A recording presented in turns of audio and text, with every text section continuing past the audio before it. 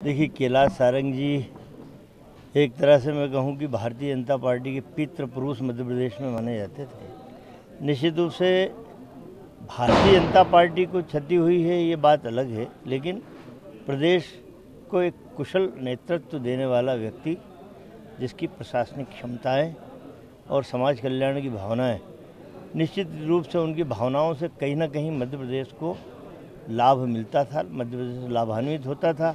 वो भारतीय जनता पार्टी के थे, इससे कोई मतलब नहीं है। जो व्यक्ति राजनीति को समाज सेवा के रूप में लेते हैं, सदैव याद किए जाते हैं। उनमें से एक आदरणीय विश्वास सारंग जी थे। मैं उन्हें अपने दल की तरफ से, कांग्रेस पार्टी की तरफ से विनम्र श्रद्धांजलि देता हूँ।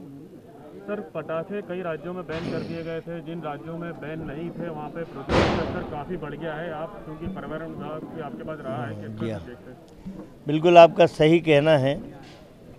पूरे भारतवर्ष में समग्र रूप से एक निर्णय लिया जाना चाहिए। इस तरह के मसलों में कितनी सुखद स्थिति बनी थी। कोरोना का संक्रमण काल जरूर था, मानव जीवन संकट में था, लेकिन पर्यावरण इस देश का इतना सुरक्षित हुआ था कि पर्यावरणवादी बोलते थे कि ये धरती स्वर्ग हो गई है। आज फिर कहीं पराली जलाई जा रही है किसानों के द्वारा, कहीं इस तरह के फटाके फोड़े जा रहे हैं जिससे भयानकतम प्रदूषण, धुआं। मैं सुबह उठा तो मैं अपने बगीचे में बैठा तो वो धुआं की परत स्पष्ट दिख रही थी। तो कहीं ना कहीं संपूर्ण भारतवर्ष में एक रूप निर्णय लिए जाना चाहिए। केंद्र सरकार को हस्तक्षेप करना चाहिए। अब होता क्या है कि अपने अपने राज्यों में कहीं कोई नगरीय निकाय का चुनाव है, कहीं जिला पंचायतों का चुनाव है, तो उस लालच में मुख्यमंत्री लोग छूट दे देते हैं और उसका दुष्परिणाम मानव जीवन को भुगतना है। सभी राज्यों में बैन करना चाहिए। मैंने कहा ना, समग्र निर्णय, एक रूप निर्णय पूरे भारतवर्ष में लिया जाना है। और केंद्र का हस्तक्षेप क्यों नहीं करता है इसमें? नरेंद्र मोदी साहब गायब हो जाते हैं हर अच्छे मसले पे। सेना के शौर्य को अपना शौर्य बता के सेना के बीच में तो चले जाते हो। लोगों की जान जा रही पर्यावरण प्रदूषण से, उस पर भी अपना व्याख्यान दीजिए मोदी जी। आज नीतीश कुमार को सीएम घोषित कर दिया गया है। एनडीए की मीटिंग में कम सीटें लाने के बावजूद जो है वो सीएम बनने जा रहे हैं। देखिए, यदि भारतीय जनता पार्टी नीतीश कुमार को मुख्यमंत्री घोषित नहीं करती तो उस पर दोगलेपन के व्यवहार का आरोप लगता। और मैं समझता हूँ कि साल भर से ज़्यादा मुख्यमंत्री काल का जीवन नीतीश कुमार का नहीं। साल भर बाद उनको पद से हटा दिया जाएगा, ये मैं अभी से लिख के दे देता हूँ आपको। ये तो अब समझते हैं राजनीतिक ख्याल हैं। एक राज्य की सत्ता का मोह भारतीय जनता पार्टी छोड़ नहीं सकती, क्योंकि जिन राज्यों में उनकी सत्ता नहीं है वहाँ खरीद फरोख्त से सत्ता बना रहे हैं। गोवा में, कर्नाटक में, मध्य प्रदेश में, महाराष्ट्र में चोर दरवाजे से घुसने की कोशिश। तो नीतीश कुमार तो बेचारा 1 साल का है। सावेन में हुई करारी हार के बाद बीजेपी के प्रवक्ता है, उनका बोलना है, पटवारी का बोल रहे हैं, चवन्नी पटवारी और अलग अलग नामों से कर रहे हैं। क्या कहेंगे? देखिए, ये तो अब उनके शीर्ष नेतृत्व को सोचना चाहिए कि एक तरफ तो शुचिता की बात करते हो, राजनीति में चाल चरित्र चेहरे की बात करते हो, और यदि उनके नेता को हम बोल दें कि रावण जैसा चेहरा हो गया तो बड़ा कष्ट हो जाता है। तो इसलिए पहले अपने गिरेबां में भारतीय जनता पार्टी के लोग झांक ले, तुम्हारी औकात कितनी थी। इस देश में मात्र 2 सांसद की थी। हमने तो तुम्हें चवन्नी दुवन्नी नहीं कहा।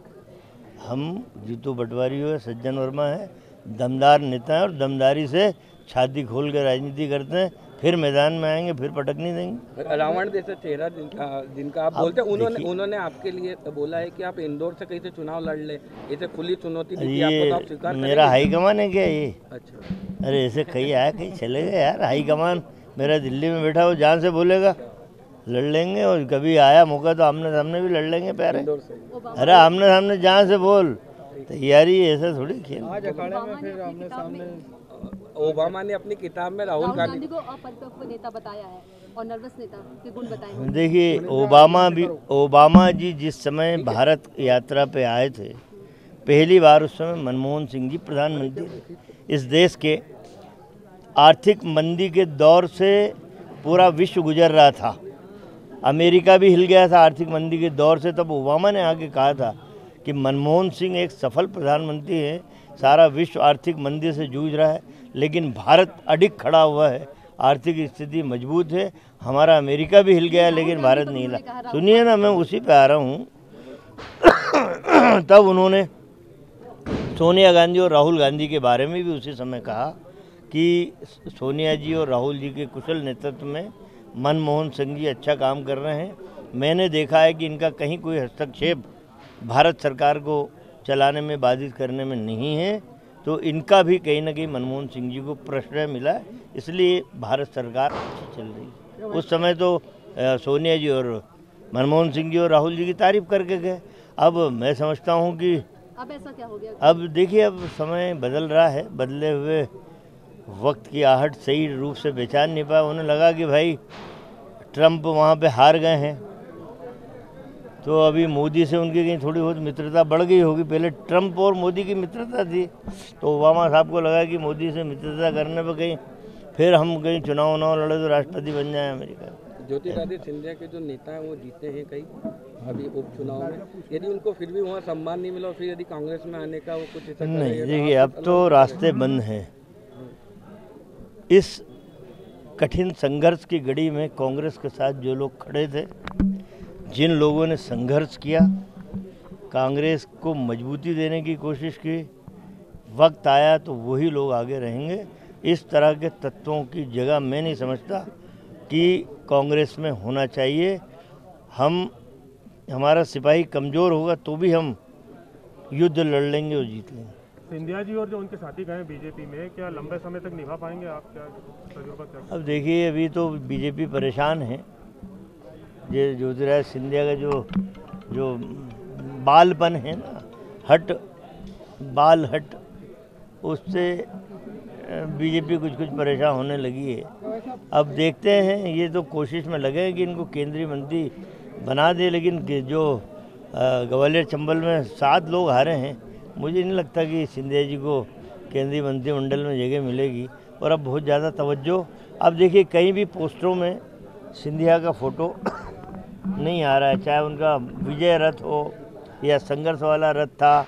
अब जो विजय श्री मिली, आप पोस्टरों में देख लो, कहीं सिंधिया जी का चेहरा नहीं है, तो इससे अंदाज़ा लगाया जाए। आने की संभावना है, अगर आते हैं तो कांग्रेस लेगी? नहीं, कांग्रेस में मेरे जैसा व्यक्ति यदि प्रदेश अध्यक्ष रहा या कांग्रेस की राष्ट्रीय पद पे रहा कहीं, तो मैं तो कभी भी सिफारिश नहीं करूंगा कि जिन लोगों की आदत गद्दारी की है, दोगलेपन की है, यदि इसी तरह कांग्रेस में हम उन्हें लेते रहे तो असली कांग्रेस शायद खत्म हो जाएगी। कैलाश जी और ज्योतिरादित्य सिंधिया की जो मित्रता हो जाएगी, ये दोनों आपस में एक्सेप्ट मतलब निभा पाएंगे बीजेपी में?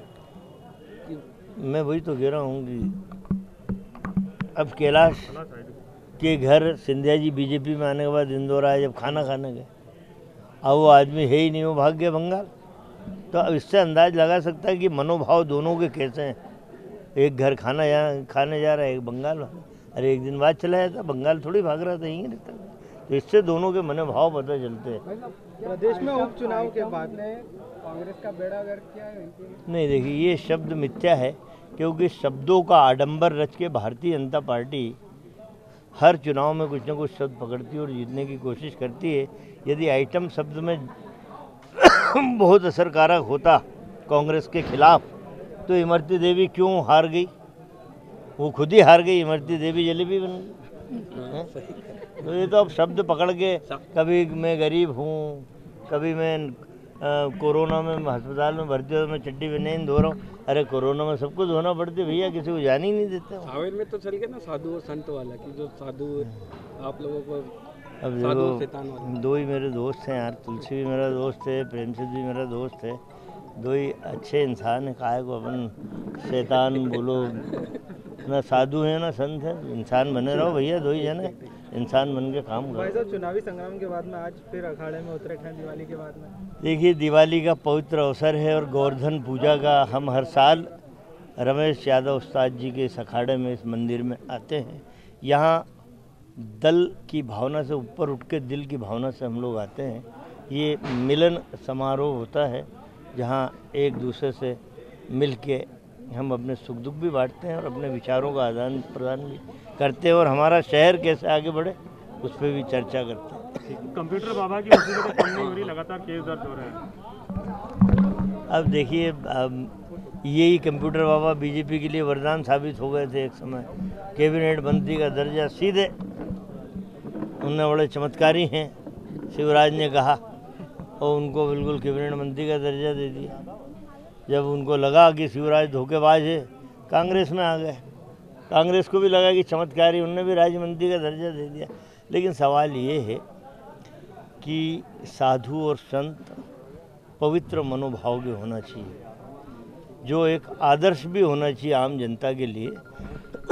और शासन प्रशासन ने कार्रवाई करना चाहिए, यदि अवैध है, असामाजिकता है, उस पर कार्रवाई करना चाहिए। पर इतनी भयानक कार्रवाई भी नहीं करना चाहिए कि लोगों को लग जाए कि ये बदले से किया जा रहा है। तो लेकिन कांग्रेस को समर्थन करना चाहिए भी उतने अमरत की उन्होंने आपको चुनाव में आकर के आप लोग। देखिए, मैंने तो कहा कि साधु और संत को पवित्र भावना से समाज में विचरण और आचरण करना चाहिए, क्योंकि समाज में एक आदर्श प्रस्तुत नहीं करोगे तो आपका सम्मान कैसे रहेगा। मैंने तो अब खुद अपने शब्दों में इस बात को कहा, यदि असामाजिक है कृत्य, असंवैधानिक है, उस पर कार्रवाई करो, पर इतनी मत करो कि आदमी बिल्कुल जमीन में कि कुछ कांग्रेस का इतना प्रचार किया उन्होंने। कांग्रेस ने तो शैतानों के खिलाफ सबसे पहले इंदौर में युद्ध किया था।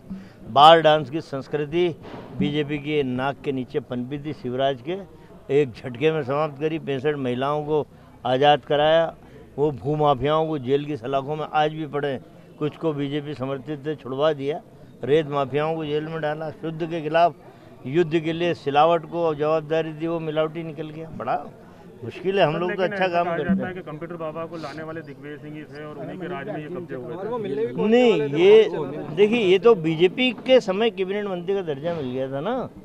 कंप्यूटर बाबा साधुओं की फौज लेके घूम रहे थे उस समय, उन्होंने कहा वो चमत्कारी बाबा है, तो शिवराज बड़े चमत्कृत हुए थे उनसे, उन्हें कैबिनेट मंत्री का दर्जा। उसके बाद में तो फिर दिग्विजय सिंह जी, क्या है कि शिवराज भी नर्मदा के किनारे वाले हैं, और हमारे दिग्विजय सिंह जी भी नर्मदा परिक्रमा में विश्वास करते हैं। तो नर्मदा जी के दो ही भक्त थे, एक को पहले अच्छा लगा, एक को बाद में अच्छा लगा कंप्यूटर।